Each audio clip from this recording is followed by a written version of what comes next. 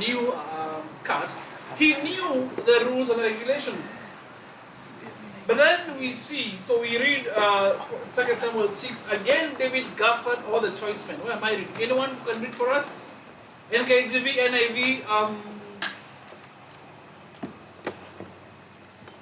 another one I like is King James upon your version. ESV, yes, any of that. And NIV 1982 is fine. Anyway, anyone. NIV and KJV, ESV. And good news is also fine. Just don't read the message. Or where's all my people?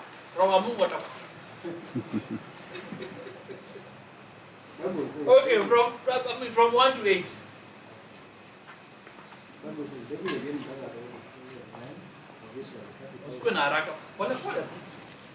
So that we can hear. We are listening to you. David again gathered all the troops and men of Israel, 30,000. David arose and went to the people with all the people who were with him from Baal-Judah to bring up there the ark of God, which is called the name of the Lord, which is in the king. They carried the ark of God to a new cart and brought it out of the house of Abinadab, which was on the hill. Uzzah and Ahio, the sons of Abinadab, were driving the new cart with the ark of God, and Ahio went before the ark. And David and all the house of Israel were celebrating before the Lord with songs of lyres and harps and tambourines and trumpets and cymbals. And when they came to the threshing of Nikon, Uzzah put out his hands to the ark of God and took hold of it. For the oxen stumbled, and the anger of the Lord was kindled against Uzzah and the Lord. And God struck him down there because of his error, and he died there beside the ark of God. And David was angry because the Lord had broken out against Uzzah, and that place is called Uzzah this day. Interesting. Now with the backstory, now it becomes interesting. That Uzzah was not a commoner. For whatever reason, in his defense, he was really protecting the Ark of the Covenant. You know, for whatever reason, whatever I was carrying, is it a donkey or is it whatever? The cart just kulikuwa na pothole, okay? And he saw this ark is going to fall. So let me settle it. Let me just settle it. And then he forgot Leviticus. He forgot Exodus. How God has very clearly said how his presence is to be handled. And David was so angry, he called the name, after the guy. But let's read. Just hold that thought about Uzzah. Let's go to somebody else who did something close to what he did. Okay? Let's look at 1 Samuel. 1 Samuel 13.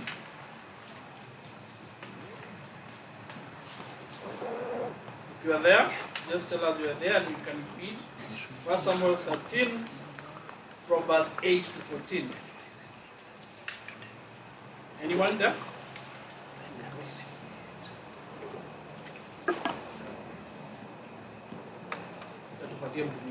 Then he waited 7 days, according to the time set for Samuel. But Samuel did not come to Gilgal, and the people were scattered from him. So Saul said, "Bring a burnt offering and peace offering slaughter to me." And he offered the burnt offering.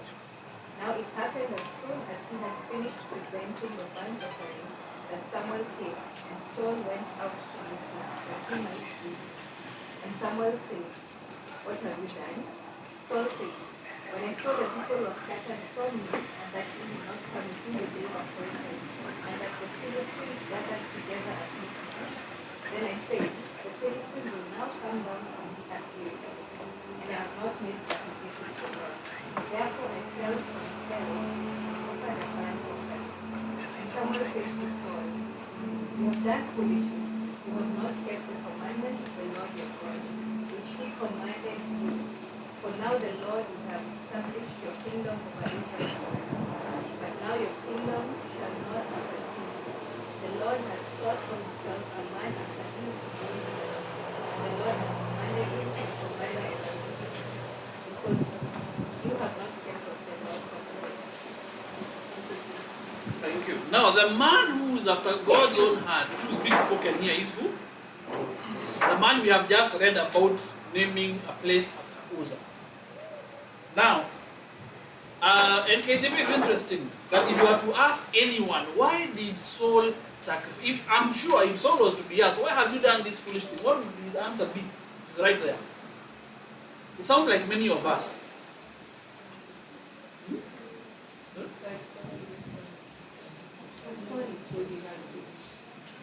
Someone didn't come at the Someone didn't come at the appointed time.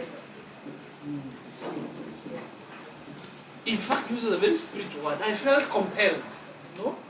I felt compelled. I mean, he talks like we talk most of the times. I felt compelled, convicted. You know? I even felt, what other words do we use? Led. I felt led. Some soul could have said, but then I saw the guys, people were walking away. The men were walking away. I am the command. The men were walking away. The Philistines looked at they are coming our direction. I felt led. I felt convicted. I felt compelled to do something. What is that something that I did? Foolish sacrifice. According to the book of Leviticus, who could sacrifice? Who in particular? The Levites. Who in particular? The house of Aaron. Now, Samuel or Saul was not in the lineage of Aaron. He was not a priest. He was not even qualified.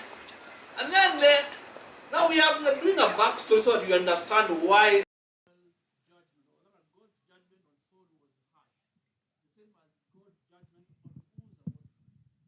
Saul was not a priest. Then what did Saul do? Saul gave a burnt offering. Now from our reading of Leviticus, the last 9 chapters, what was the burnt offering for? There was a sin offering, a burnt offering, a trespass offering, a peace offering, a grain offering.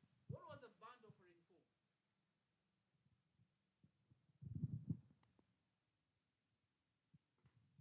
Yes, Anne.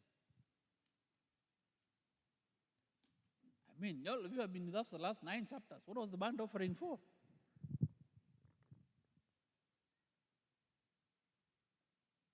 Anyone? Burnt offering? Anyone? Burnt offering? Speak out. Atonement. Who gave it? So before a priest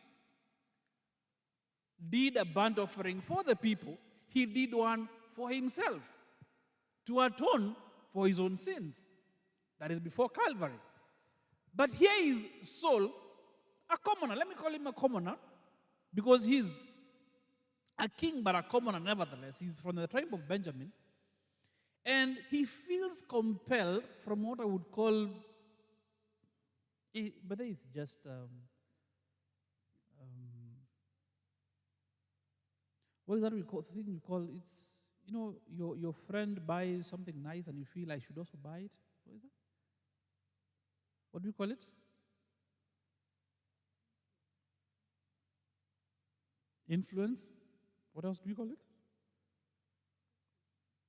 Peer pressure. Saul was suffering from peer pressure. He felt like, now, guys, I've been waiting here. He was patient for 7 days. But a few hours he could not wait. I mean, you have waited for 7 days. You can as well continue waiting. For a few hours he could not wait for Samuel. He was like, this guy has stayed. And because he has stayed, I'm going to do that. Kwani